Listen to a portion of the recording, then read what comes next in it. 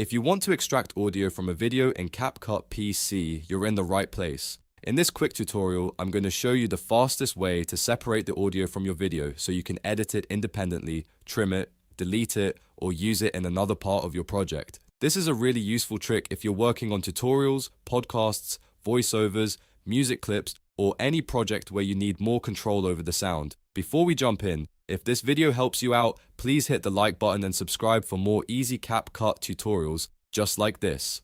Alright, let's get started. First, make sure your video is already added to the CapCut PC timeline.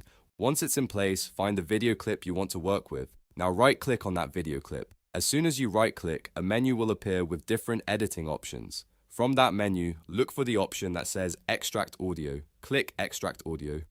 CapCut will automatically separate the audio from the video and place it as a separate audio track directly below the video clip. You'll notice the audio now appears on its own line, which means you can edit it independently without affecting the video itself. At this point, you can trim the audio, move it around, lower the volume, add effects, or even delete it completely if you only want the visuals. This is especially helpful if you want to remove background sound, keep only the voice, or reuse the audio in another project. And that's really all there is to it.